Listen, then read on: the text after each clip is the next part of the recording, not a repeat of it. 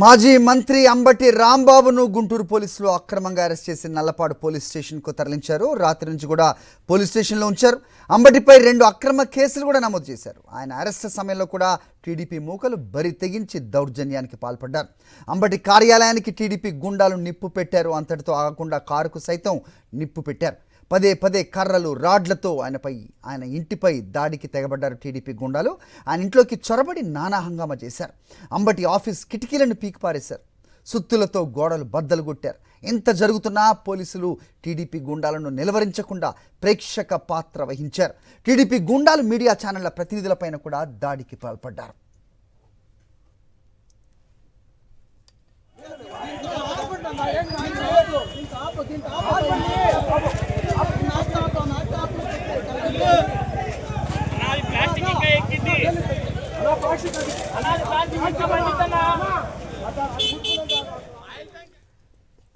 TDP గుండాలు బహిరంగంగా ఆయుధాలతో మాజీ మంత్రి అంబటి రాంబాబుపై హత్యాయత్నానికి పాల్పడ్డారు.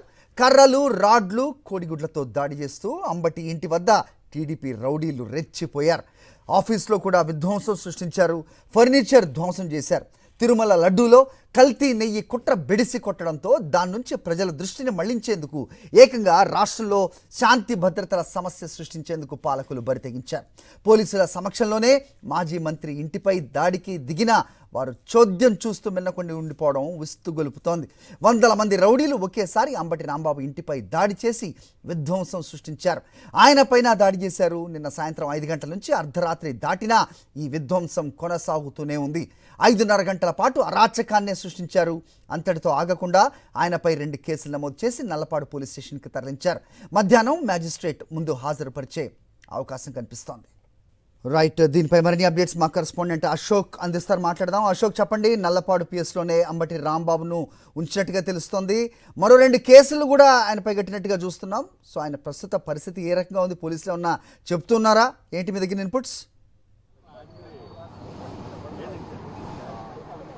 అంబటి రాంబాబుని రాత్రి నల్లపాడు పోలీస్ స్టేషన్ తీసుకొచ్చారు. రాత్రి నుంచి నల్లపాడు పోలీస్ స్టేషన్లోనే అంబటి రాంబాబు ఉన్నారు. అయితే అంబటి రాంబాబుకు సంబంధించి కొంతమంది ఆయన సిబ్బంది వచ్చారు. మందులు ఇవ్వాల్సి ఉందని వచ్చారు, కానీ పోలీసులు అనుమతించలేదని తెలుస్తుంది. దాంతోపాటుగా మధ్యాహ్నం అంబటి రాంబాబుని మ్యాజిస్ట్రేట్ ముందు పెడతారని పోలీసులు చెప్తున్నారు. అయితే ఇప్పటికే అర్ధరాత్రి వైఎస్ఆర్ కాంగ్రెస్ పార్టీ లీగల్ సెల్ ప్రతినిధులు వచ్చారు. అంబటి రాంబాబుని కలవడానికి ప్రయత్నించారు, కానీ పోలీసులు మాత్రం అనుమతించలేదు. రేపు మార్నింగ్ రండి అని చెప్పడంతో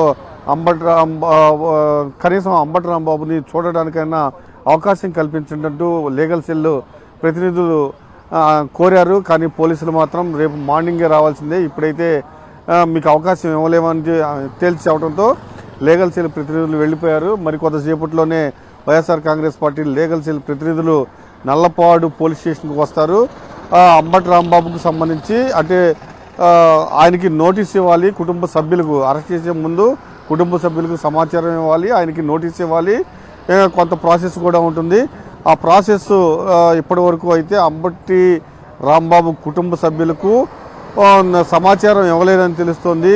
నోటీసు కూడా ఇప్పటి వరకు ఇవ్వలేదు. అయితే కొంత కేసుకు విచారణకు సంబంధించిన కొంత ప్రాసెస్ ఉంటుంది కాబట్టి లీగల్ సెల్ ప్రతినిధులు మరి కొంతసేపట్లో నల్లపాడు పోలీస్ స్టేషన్కు వస్తారన్న సమాచారం అయితే ఉంది. అయితే ఈ ఎపిసోడ్ మొత్తం నిన్న మార్నింగ్ నుంచి చూసుకుంటే పూర్తిగా పోలీసులు సహకారంతోనే తెలుగుదేశం నాయకులు దాడి చేశారని వైఎస్ఆర్ కాంగ్రెస్ పార్టీ ఆరోపిస్తూ ఉంది. భారీ స్థాయిలో పోలీసులు వచ్చారు.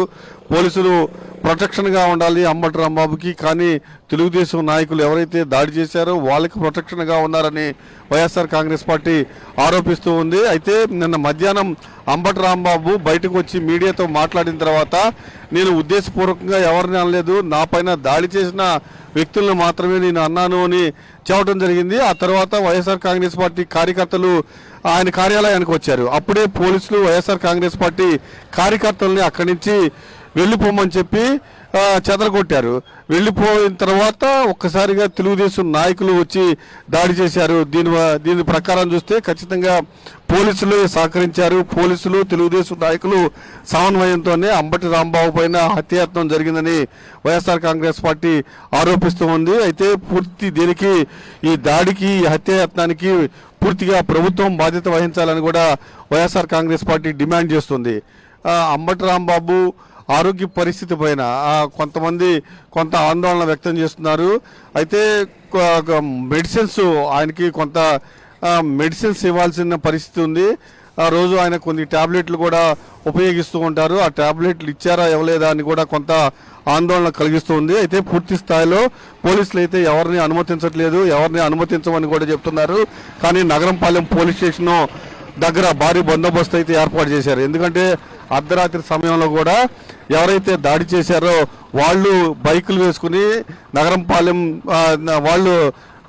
బైకులు వేసుకుని నల్లపాలెం పోలీస్ స్టేషన్ చుట్టూ చక్కర్లు కొట్టారు. ఇదే నేపథ్యంలో గట్టి బందోబస్తు ఏర్పాటు చేస్తున్నామని చెబుతూ ఉన్నారు. అయితే భారీ స్థాయిలో బందోబస్తు అయితే ఏర్పాటు చేశారు. ఈ మధ్యాహ్నం 12 గంటలు దాటిన తర్వాత అంబటి రాంబాబుని మ్యాజిస్ట్రేట్ ముందు ప్రవేశపెట్టే అవకాశం ఉందని పోలీసులు చెబుతూ ఉన్నారు.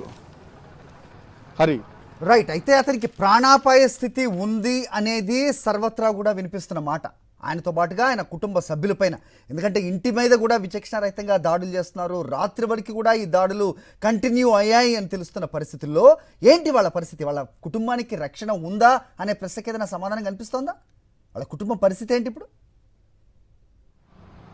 ఖచ్చితంగా అంబటి రాంబాబు కుటుంబానికి రక్షణ కావాలి. అంబటి రాంబాబు ఇంటి వద్ద ప్రొటెక్షన్ కావాలి, వారికి భద్రత కావాలని హౌస్ మోషన్ పిటిషన్ కూడా దాఖలు చేయడం జరిగింది. అయితే దీనిపైన విచారణకు మరికొద్దిసేపట్లోనే హౌస్ మోషన్ పిటిషన్ విచారణకు వచ్చే అవకాశం కల్పిస్తుంది. అయితే రాత్రి 5:30 గంటల పాటు ఒక మాజీ మంత్రి పైన హత్యాయత్నానికి పాల్పడి 5:30 గంటల పాటు విధ్వంసం కొనసాగితే కనీసం పోలీసులు స్పందించిన తీరు ఆక్షేపిస్తున్నారు వైఎస్ఆర్ కాంగ్రెస్ పార్టీ నేతలు.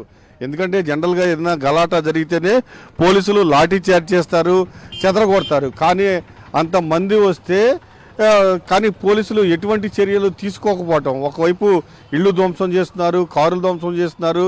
అంబటి రాంబాబు ఉన్న కార్యాలయంలోకి వెళ్ళడానికి ఆ కార్యాలయాన్ని బద్దలు కొడుతూ ఉన్నారు. కానీ ఎటువంటి చర్యలు తీసుకోలేదు. కాబట్టి ఖచ్చితంగా పోలీసులు తెలుగుదేశం గూండాల సమన్వయంతోనే అంబటి రాంబాబుపై హత్యాయత్నం జరిగిందని అభిప్రాయపడుతున్నారు. కాబట్టి ఖచ్చితంగా ఆ కుటుంబానికి రక్షణ కల్పించాలని వైఎస్ఆర్ కాంగ్రెస్ పార్టీ డిమాండ్ చేస్తూ ఉంది. Hari all right Ashok.